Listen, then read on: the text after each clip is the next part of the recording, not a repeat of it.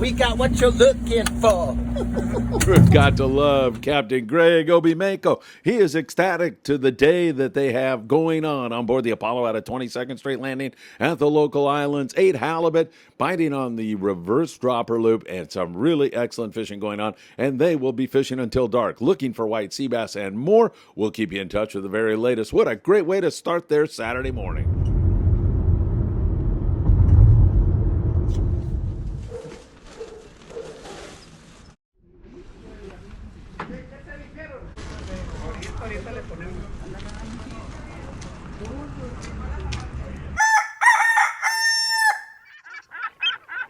Good morning, everybody, and welcome to this beautiful beach in Southern California. I'm standing here surfside at daybreak, and it's a gorgeous Saturday morning. We are sandwiched here in Southern California between Seal Beach, where there's a big car show today, and Huntington Beach, and man, it's a beautiful morning. It's got that albacore feel to it, and by that I mean when you fish albacore offshore, it's overcast, it's cold, you need a jacket. It feels like that kind of weather, maybe an omen of good things to come. We've got a bluefin tuna update for you all. And of course, we'll watch the Channel Islands where there was some conking on the white sea bass. That bite season's imminent. It seems like it's gonna blow sky high. Some yellow, some great halibut. Sean Roberts is gonna join us, the great captain of the Pride. And of course, you just took a look at some of the hard work going on down in Ensenada, Baja California Norte. We have sent thousands of pieces of clothing and medical supplies and toys and so much more, all thanks to all of you. And down there right now, the Abalone Cooperative from Cedros Island is lending a hand with Diego Nuno and his parents. Man, it's just a beautiful thing to see. All right, you know what time it is, everybody. It is time for the morning briefing. Good morning. Oh my God, glorious cup of coffee here early this morning. Hey, don't forget to give us a like. We deeply appreciate it. Subscribe to the channel, tick that little bell, and you'll be notified when there's new content. The big shout out and thanks to all our Patreon members. Really, really appreciate you. We're gonna have some great stuff for you in the very near future. And also there is a link to our GoFundMe fundraiser to help fund all of the things that went down to Mexico. Just trying to pay for the shipping. We're way behind on that. If you're able to do it, go into the show description. There's a link and you can make a donation. That would be fantastic. And share that link with somebody else who would like to help. All right, let's get into it with you all and start with the bluefin tuna fishing last night. And it was a tough night for a lot of the boys last night. You know, it had been limits for most of the guys, but it has slowed up a little bit. From the boats that I talked to, I was hearing a lot of 5 to 30 bluefin tuna last night with a few exceptions and some really good fishing, but a lot of guys were in that kind of range. On the Pegasus, they had 9 bluefin tuna. They had a beauty, man. One fish that went 160. The range in terms of the size of the fish, 40 to 160 pounds on the Pegasus, and I think that gives us a general overview of what went on last night. So what is it? Don't push the panic button, everybody. No bite just keeps roaring on day after day after day, and bluefin are known to get kind of funky. You see them and they don't bite, kind of like sea bass, kind of like everything, I guess. I mean, we can see that kind of behavior out of yellowtail and sea bass and bluefin tuna, albacore. You know, sometimes fish are not in the biting mood, and there's nothing you can do about it. As a captain, it's so frustrating because you can drive over schools, you can get on them, you can do everything right, and the darn things don't want to bite. Now, having said all of this, 9 bluefin tuna to 160 pounds is a pretty good bite, if you ask me. We just put the bar so high nowadays that it really makes things, well, unrealistic. Let's put it that way. Still some pretty good fishing at night, and hopefully you'll be able to get on it. 350 to 400 gram jigs seem to be working best. Those knife jigs have been super effective, especially that Daiwa SK lure. Man, I was talking to some guys about that yesterday. I was talking to Gary. He was recently on the new Loan, and I was showing him that Daiwa SK jig, and he goes, man, that gets bit. That's a good jig to have, like 400 grams. So that is something you want to have with you. Relentless on an overnight trip, 12 guys, 15 yellowtail. Polaris Supreme the other night had a good night bite with 37 bluefin tuna grande. 21 guys fishing. They leave in the morning, come back at night. They had a tough day, no bluefin tuna. The San Diego out of Seaforth, 2 bluefin tuna. Those guys saw fish. They acted like they wanted to bite. They have had great fishing here recently, but like I said, fish kind of had lockjaw yesterday.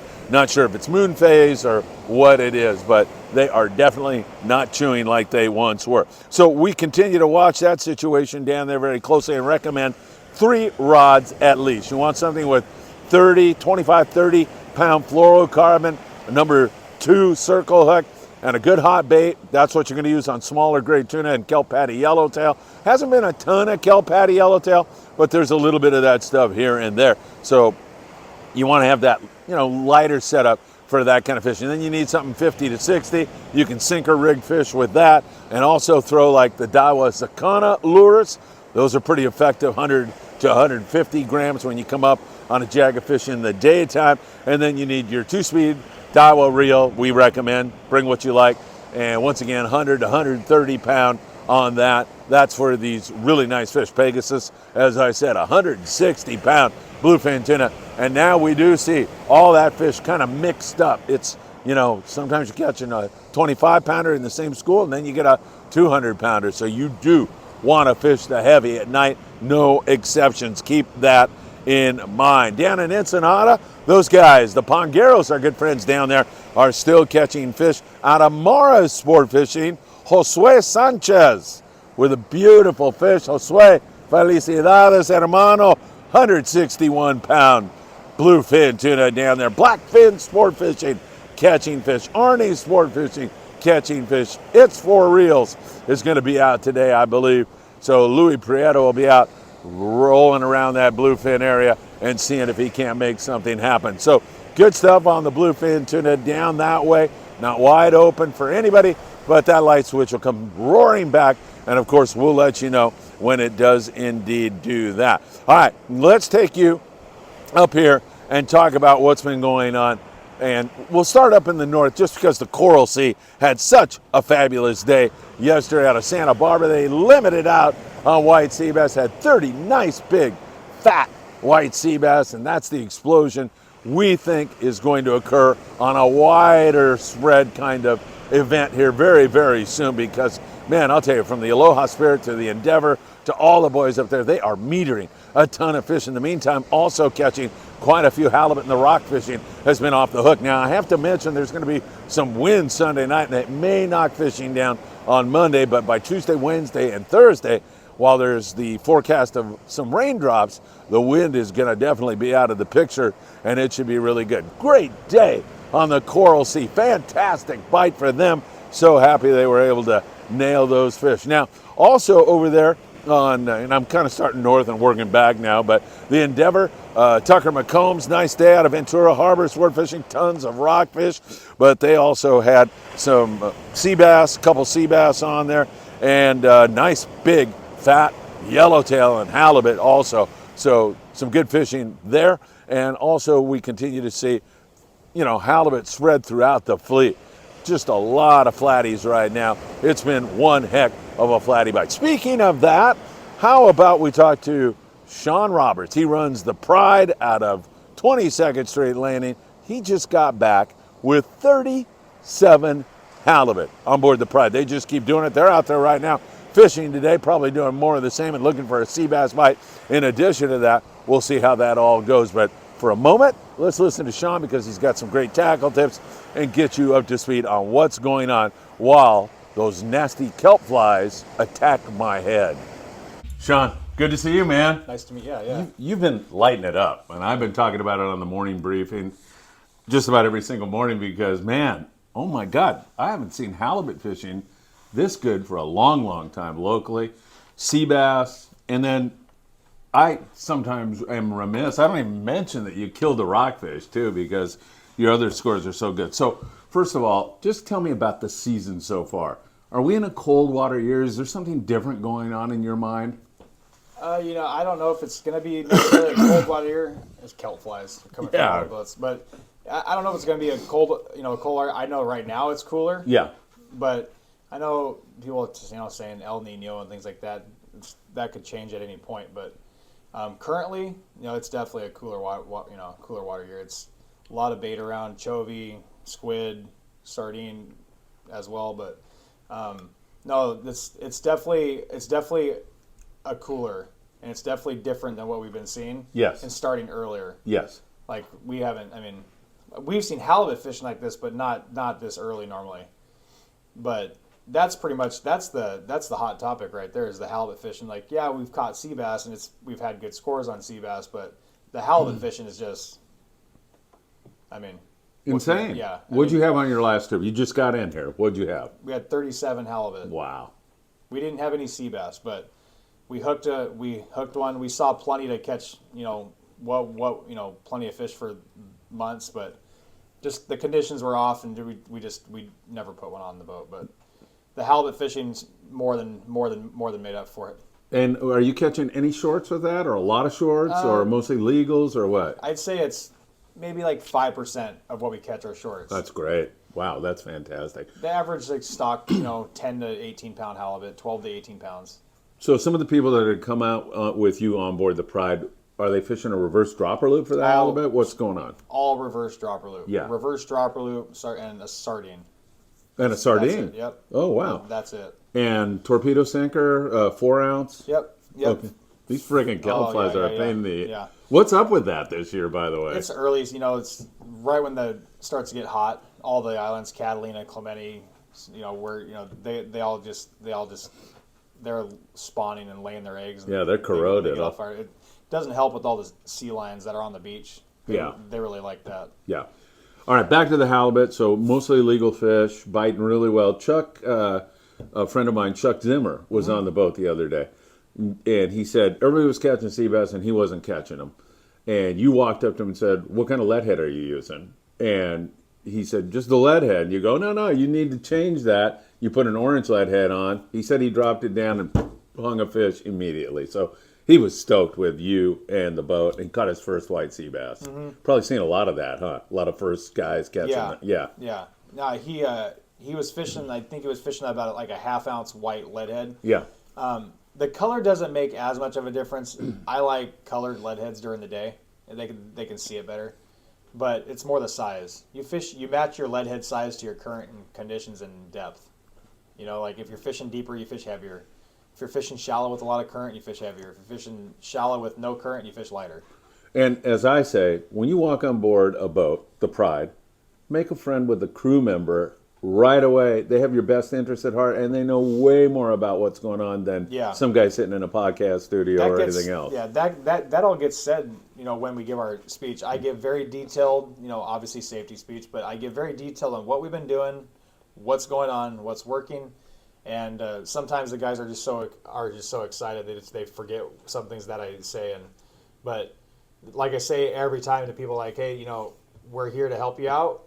We want you to catch fish. Obviously, we don't make money if you're not there. So we're in the business of making sure that you have a good time and have a great time and good customer service and making sure that you have the proper tackle and all that stuff. So don't be scared to ask us. Like, if you see guys catching fish and you're like, well, that was kind of weird, but I'm not catching. Then you see one guy catch 4, say, hey, maybe something's going on here. What's going on? Yeah. Ask the crewman, like, hey, what's going on here? And we'll get you situated exactly what you need to be. I know you're really busy. Just a couple rapid fire questions and then one more question. One, fluorocarbon, yes or no? Always. Okay. What kind of tackle? How many rods do I need to bring? For the fishing that we're doing, you need 3.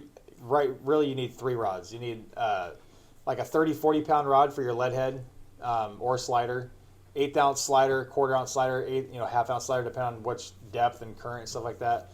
But slider or lead head, they seem to both be working. So just one rod for a slider or lead head, 1 rod for a regular standard bait ground style dropper loop, and then with like 50 or 60 pound, and then another rod like 25 or 30 for your halibut.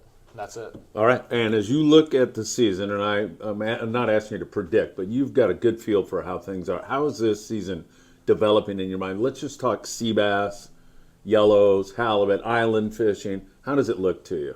I mean, the sign that we've seen, we were running trips in late February, March. Right. We weren't catching a whole lot, but we were seeing fish. Like, it's hard to like bring that across to people, like to try to get people to come out and fish. It's like, hey, we're seeing fish. Eventually, something's going to happen. Yeah. Conditions are going to change. These kelp flies are ridiculous. No, man. But I got that bastard. yeah, it's the amount of fish that we're seeing is incredible, especially down here. Yeah. We don't typically see this much fish in our local islands this time of year. Catalina, you do from year to year. There's a lot of fish there too. There's not good conditions haven't been right, but if you could time it right there, there's been some incredible fishing during the day and night. There's been some really good night bites there. There's been good daytime fishing there, but it's really small windows. But everywhere else, you don't normally see like Clemente and Rosa and Cruz and all these other islands. You don't. It's really early. Yeah. The amount of fish that we've seen and caught already this year at this time of the year is leaps and bounds ahead of what was going on. Like last year, I think we had 180 or something halibut. We've already eclipsed that in this year, and it's just the amount. It'd be amazing to see what's down there. Yeah. Because if if there's that much halibut, it'd be cool just to get down there and see what's down there. Wouldn't it be, man? That's got to be out of control. I mean, they've got to be. All these fish have eggs in them. They're full spawn mode. So, but it's incredible to see the volume. Anybody that says we don't have a good fishery anymore is crazy, in the wrong spot. Oh my God, it's better now than when I was a kid. Yeah, 40, 50 years ago. It seems like it really does. Is there a correlation between all the market squid that we saw and what's going on now? We saw quite a bit of market squid this winter. One major thing that's helped out, I'm a firm believer, is the whole market deal with getting screwed up with China. I agree too. The market didn't want to drop the price, and China just basically stopped buying, basically shut the market down. So there's not seiners out there wrapping hundreds of tons. Yeah. There's small orders, 30, 40, 50 ton, but there's not like multiple seiners coming in and out. 5 seiners wrapping one light boat for the entire night, catching 100, 200, 300 ton. That's 100% helping. Yeah. It's not only keeping the squid around and not in a freezer, but it's also keeping the fish without being harassed and nets around them and things like that. And they're just able to sit there and do what they do, get in their spawn, feed, and it's allowing them to. I feel it's allowing them to be a little bit less pressured. Couldn't agree with you more. 5/0 size hooks. Is that what you want to bring? Yeah. Yeah. 5/0. That'll work. 1/8 ounce to 1 ounce sliders and lead heads, both same sizes for both, and then 4/0 to 6/0 hooks, some 1 to 1/0s for the halibut, some and then 4 to 16 ounce torpedoes and fluorocarbon. You're good. That's all you need. All right. I think I lied to you, and I kept you longer than 5 minutes, but it's great. And if people want to book on board the Pride, what's the best way to do it? Call the landing. Go to the website. We have some open parties. We have one next week. It's a reverse. We just added it. We might have to cancel Sunday night's trip for weather, so we might just try to transfer the people over for that one. But yeah. There's a handful in May, a couple in June, and a couple in July with a little bit of room left. But I mean, you're selling out. Yeah. Yeah. I don't. So, I can't imagine why. There's not much open spots, but there is some for May and June and July. So if you want to come out, just call the landing directly, and they'll get you on there. All right. Fantastic, Sean. Good luck tonight. All right. Really appreciate it. Great report from Sean. Always enjoy hearing from him. Those guys on the Pride fish so hard. It's amazing stuff to see how hard they work. All right. Trust Monkey. He's a great member of the Friedman Adventures family, and he left a comment on our YouTube channel. Thank you so very much. He made easy squid up there in the Channel Islands. He fished hard. He found sea bass in 40 to 60 feet of water. Lots of them. Didn't want to bite. Found some more sea bass in 20 feet of water. Didn't want to bite. So that seems to be the common denominator right now, with the exception of the Coral Sea, which hopefully is an omen of great things to come. But we are seeing a ton of fish, a lot of white sea bass, and they got lockjaw on us right now. But when that light switch goes on up there in the Channel Islands, that has been the epicenter of great fishing. Look out. And as Sean mentioned in his interview, there's a lot more sea bass and stuff in this neck of the woods also. It is going to be one heck of a spring, and probably going to bite really good in June, July. And having said that, we do have a 2-day trip on the Apollo, and that's going to be a good one. Leaving May the 31st, you want to get on that trip. We just had 4 openings. May the 31st, 2-day trip, Apollo, perfect timing. That should be a great trip. 657-227-6459. Just send me a text, and I'll get back to you and sign you up on that trip before it's too late. All right, locally here, we continue to see really good rock fishing. When I say local, I'm talking the islands. Also, Thunderbird with Jeff Markland. We were talking about Jeff getting out there, had 6 nice yellowtail. So there was some good yellowtail fishing going on, no question about that. And also, we continue to see excellent rock fishing. So they had a really fabulous day on board the Thunderbird. Elsewhere, you know, down there at Dana Wharf and San Diego and all up and down the coast, we continue to see some really excellent, really great rock fishing going on for all you people who want to take advantage of that.